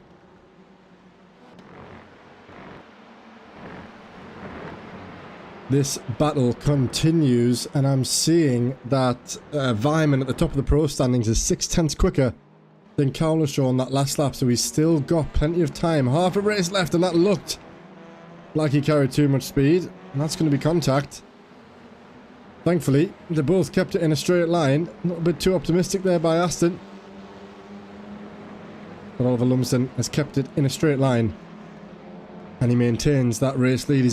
That's kind of helped him a little bit, because that's offset the run that Aston did have and the momentum that Aston had, and now he's nearly a second off the back.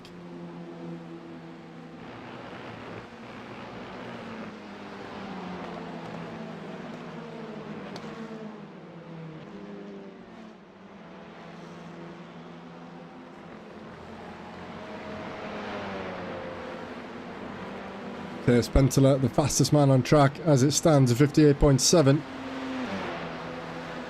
And Jan Stitchbury going wheel to wheel into turn 1 with Ryan Ottens. Duncan Kirby sniffing around the back. Oh, and there's contact there, and that's going to allow Duncan up the inside. Is he going to leave the room? Yes, he is. Surely not 3 wide through this section of the track, boys. Let's see. Kirby around the outside. Enough room's been left, and Duncan Kirby, oh, thought about it. Couldn't quite get the double overtake done, but he has got one overtake done. And just, no, he hasn't actually. Ottens is still there, and he's got the inside line through 4 and 5. Great battling here for P8 in the Pro Class. So momentarily, Ottens could have had the move done on the iron, but that was short-lived. And then Kirby thought about it, and that was also short-lived. And the order stays as it was as they cross the line for the time being. Danny Weir has had a drama. Oh, and he's just about let Hussein through there around the outside. Steve Rubino's going to be thinking about a move with the momentum that he's carried. I wonder what happened to him. There was also, I think, a drama for Saunders. Let's see if this gives us any insight. Saunders, the car ahead of Francois, who just gets offline a little bit. Moves out the way. That'll be a slowdown for both of those drivers. And Francois gets the move done nicely and takes 2 positions as a result.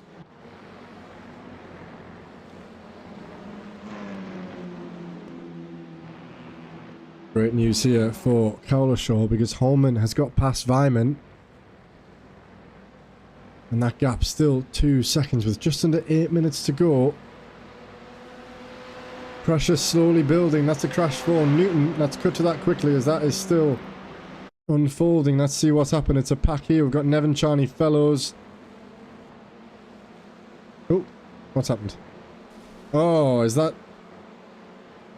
something to do perhaps with an invisible car maybe? Let's see if we can see it from this angle. Oh, technical difficulty there, I think, for Newton. Disconnects and finds himself in the barrier, so sounded like his throttle maybe got stuck there. Something happened technically. That's put him in the barrier. Unfortunate for him. Joker and Furi. My PC's still struggling. I'm getting a few frame drops as I cut between drivers. I'm not sure if the guys are experiencing that or if it's just on my side.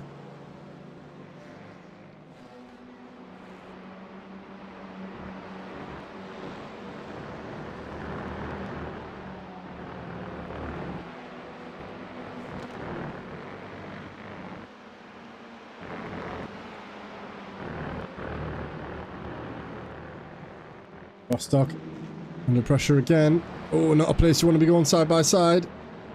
And his teammate might have a think about it now. Around the outside of Arabiata 1. No. Rostock holds onto that place in the battle for P9.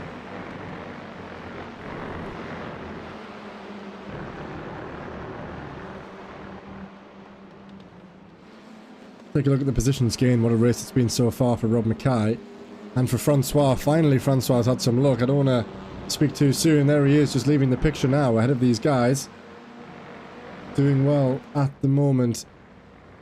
I'm now worried for Cowlishaw. He's done so well, but he's got the faster Holman right behind him at the moment. Nearly, was that 1.2 seconds quicker was Holman on the last lap. Even more now, 1.3 seconds on the lap just gone. So Cowlishaw's got some defending to do in the final 5.5 minutes here. Let's see how this unfolds. It's been a great night for Holman. so far. Back on the positions gained and lost. Let's see.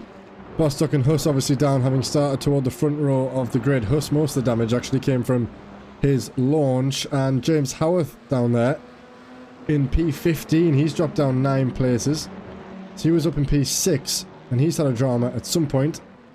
So he won't be converting any more race wins tonight. Again, the elusive hat-trick still just in the name of Bostock at the moment. No one else seems to have the luck to bring home those 3 race wins at once. Ottens and Yayan up.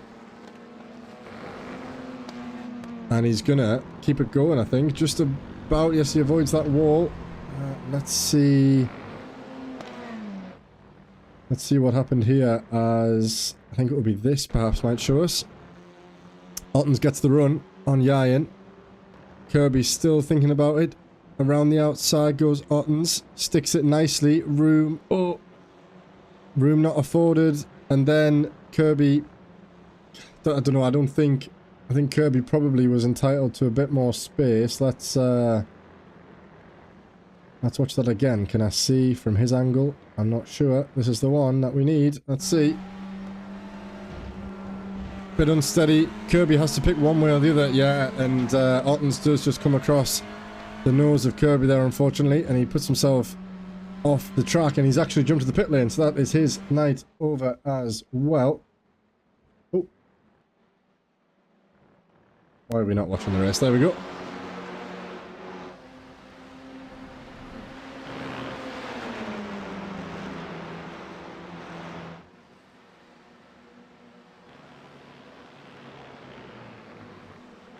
That's deep on the brakes by Cowlishaw. He just didn't quite get it slowed down in time.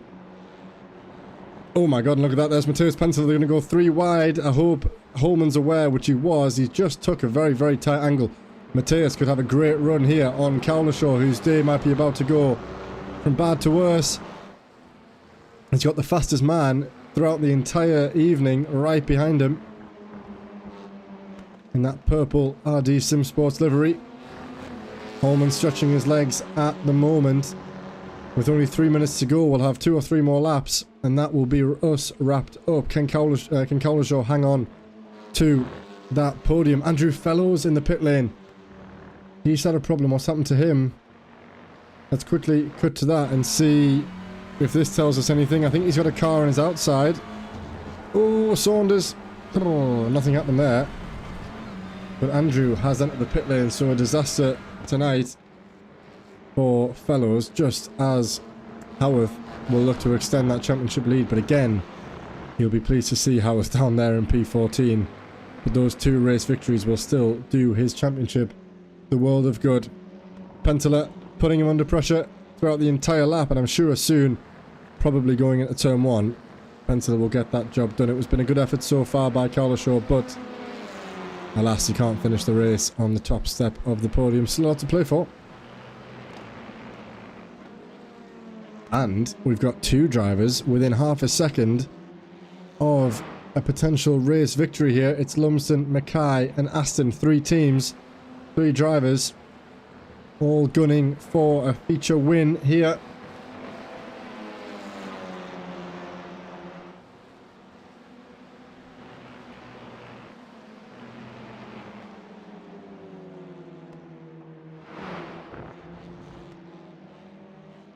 Final corner, I think this will be the white flag. Again, we'll see.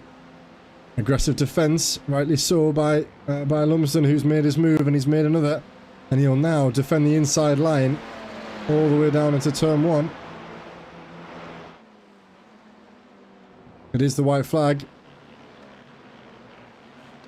And he's defended well into turn 1. He'll maintain that position. Is he actually? Rob Mackay thinking about it. He's got the inside line for that flatline car. Defends through turns 2 and 3. And Rob Mackay doesn't quite get himself alongside. Inviting Aston into the mix after being able to get a run. And Cowlishaw really now having to put on all the defence that he can as they head to the Arrabbiata for the final time. A little bit wide there by Holman, but that's not going to offset his line enough to invite Cowlishaw back in.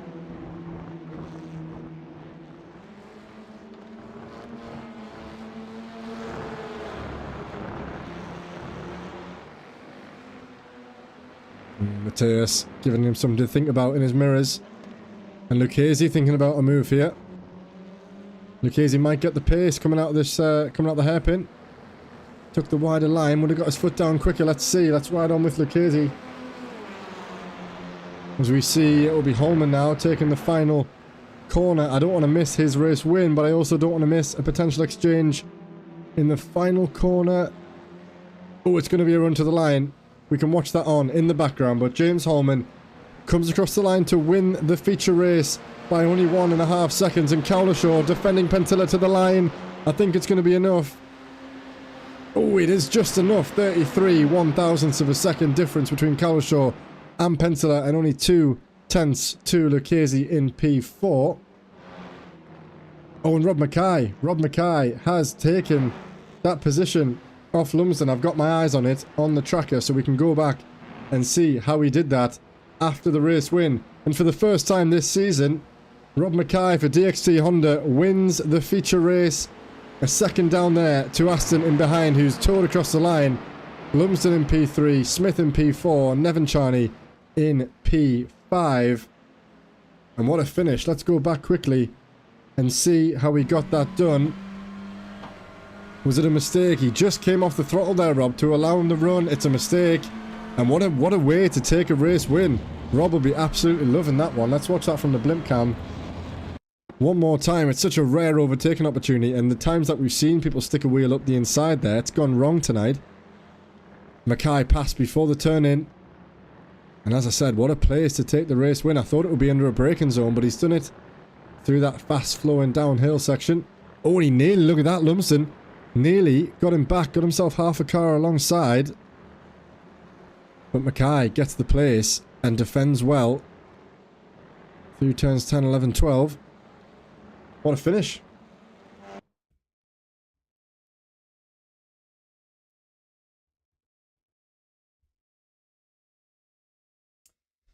So then, for the final time tonight, let's run through the finishing order of the feature race. James Holman comes across the line in P1 to win for RD Sim Sports, with Paul Cowlishaw doing well to convert a P2. Very pleased for Paul. P3, Mateus Pentilla. He put on a great effort, 33 1/1000ths of a second behind Cowlishaw, challenging him side by side across the line, but not enough. But a podium will be good, considering Wojtek down there in P10. Lucchese also close, 3/10ths behind the podium in P4, with Jimmy Vyman doing well for G-League in P5. Jan Ferree, Jeremy Chioka, Ryan Stitchbury, Duncan Kirby and Wojtek stood it over to the top 10, with Rob Sutherland the last of the finishers, and Ryan Ottens and Willem Boyta unable to finish the race. And for the AM class, it's Rob Mackay who dramatically took the race lead there on the final lap of the feature to win for the first time this season. Congratulations to Rob, and commiserations to Oliver, who defended well for most of the race but was unable to convert what I think would have been his first win as well. But I'm sure he will be happy with a P2 nonetheless. Robin Aston for the Suma GP2 Hyundai team, rounding off the podium with Rob Smith in P4. Max Nevincharny, the Ukrainian, in P5, and Dennis Koller in P6. Francois Brandet, James Bostock, Hussein Saraka Desla and Steve Rubino, the top 10, with Daniel Saunders, Mark Wesley, James Howarth and Andrew Fellows finishing the race. Disappointing for the championship leaders there. Bostock will have clawed some points back, but I don't recall what he would have gained in the opening 2 rounds. But good news for him, seeing Fellows and Howarth down there in P13 and 14. Danny Weir, Gareth Newton and Graham Matthew unable to finish the race, also in P15, 16 and 17.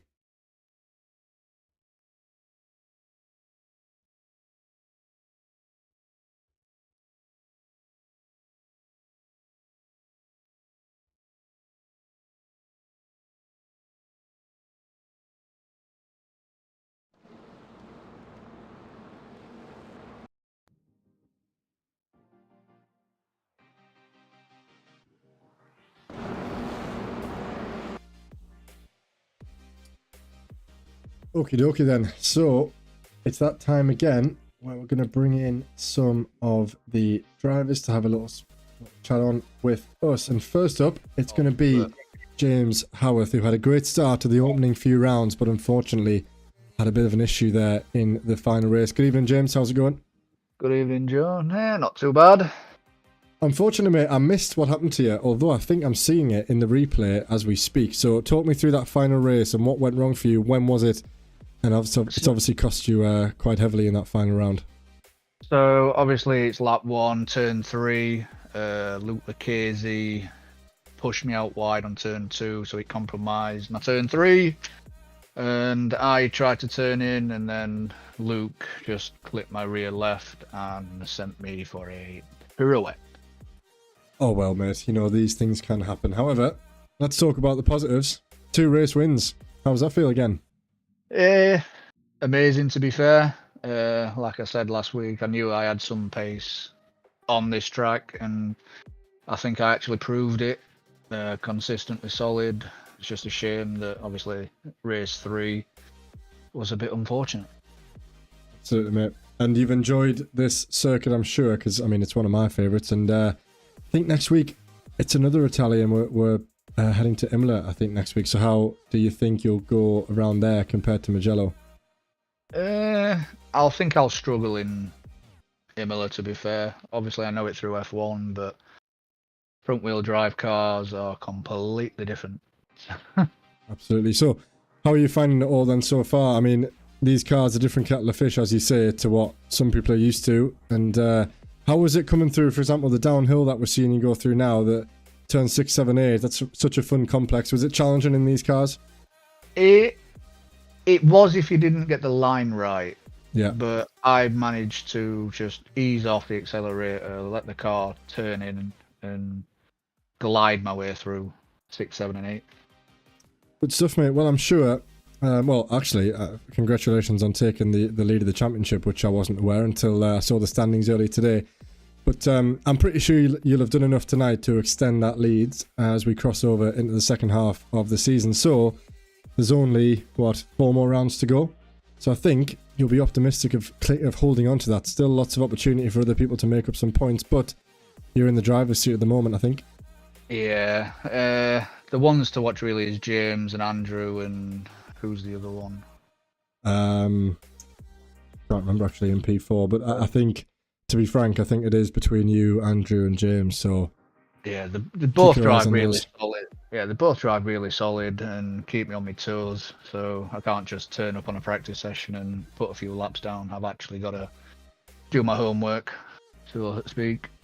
So absolutely. And, you know, not to talk about the misfortune of others, but at least when you have a disaster, so does Andrew. He was down there behind you, I think, sharing, P13, P14. So yes, Bostock will have gained some points, but at least Andrew hasn't converted any wins tonight. So you can, I guess you can take that as some positives. Yeah, I think that's mainly karma for my lap 2 incident with Paul on race 2. I think that was karma in race 3, but I'm expecting a report off him. But I have said my apologies to him. I missed my braking zone in turn 1, but couldn't do anything about it to avoid it, unfortunately. That's a shame, mate. But as we say, it's done now. So what will be, and we look forward to the final month here in the opening season, which so far has been very entertaining. Anyone you'd like to give a shout out to before we finish? DXT lot, obviously. Laura for obviously supporting in the comments, and Rob for his first win in TCR. I know, it's great. I'm about to pull him in and give him some congratulations, so I'll pass it on from you as well. But good stuff, mate, as always, and I'm sure you'll be back fighting at the front this time next week. Yeah, no worries, Joe. Take care. You too, mate. See you soon. Yeah, bye. Okie dokie. So it was good to hear from James, who's having a cracking season so far. And again, you know, having these odd results isn't great, but it could always be worse, especially when your rival finishes around there in a similar position to you. And now, I think, only for the second time this season, we're going to bring in Mr. Rob Mackay, who's just gone and put himself on the top step of the podium for the first time this season. How does that feel, Rob? Oh, that feels great. I started right at the back, and I didn't expect to be near the front at all in that race. So, yeah, to get through with minimal incidents and make it to the top step, yeah, I'm over the moon with that. Yeah, we actually missed the overtake initially, but we went and watched it back after you crossed the line. And what a move it was. Obviously a mistake by Oliver, but what a place to try and send the car at the inside. You got to trust that the other guy doesn't turn in, and you got the move done before the corner, and you were away. And then you had a little bit of a defending to do at the next braking zone, but after that, I think you were probably quite comfortable that you were going to have enough to hold him off. Yeah, the Honda tonight seemed... It suffered a bit on the straights, but its actual traction out of the corners, it seemed to just pull away and really help defend those attacking from behind. The same as the end of race 1 with Hussein, the battle out of the final corner down to the line side by side.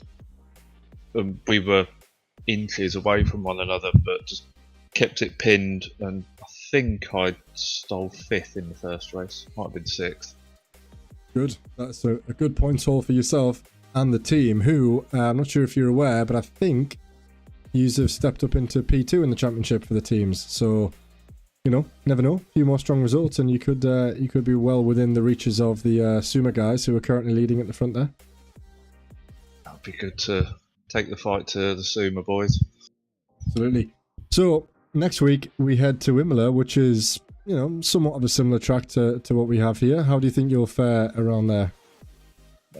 I'll be beer in hand on holiday, so I won't be at next week's race. Okay, awesome. Awesome. Well, hey, what a way to finish, I guess, for the next couple of weeks. Will you be back the following week, or is it a nice long break? No, it's only a week, so yeah, I'll be back for the next week, wherever we are, the week after. Awesome. Well, it's almost as though you planned it, because you've obviously finished in the best way you could, and now, well, look forward to Thursday, I guess. Hopefully that one won't be a disaster, but yeah, what a way to finish before you go away. Yeah, definitely. Awesome, mate. Good stuff. Well, hope for the best with your holiday, and we'll catch up with you in a couple of weeks' time when we see you around Road America, actually, which will be an interesting one again with these cars, but look forward to it nonetheless. Yeah, Road America should be fun in these. But sure, that back section will be, yeah, that'll be impressive for sure. Good stuff, mate. As always, nice to speak to you, and congratulations once again. I'm sure you can enjoy that tonight with a beer in hand again, probably. And I've actually not had a beer at all tonight because it's too hot. Oh. I will do now, though. Yeah, I'm going to go and grab one. Good man. Right, well, thanks for joining me, mate. And as I say, well done on that result. Well deserved. And we'll speak to you soon. Yep, speak to you soon. Cheers, mate. Cheers. Okie dokie then. So, that is us concluded and wrapped up once again. So it's been a very good session. Minimal incidents, I would say, compared to last week. But a few guys, once again, just cropping up with the same old small mistakes, which can end up being a bit of a bigger issue. So apologies for the technical issues that we had earlier. I think we recovered quite well, considering the stream didn't go down. It would have been a disaster to have to you know, restart the stream potentially on a different broadcast, but we managed to recover. So hopefully the stuttering wasn't too bad for the remainder of the session. But that's going to be us for this week, and we look forward to round 7 around Imola next week, which will be another great set of races.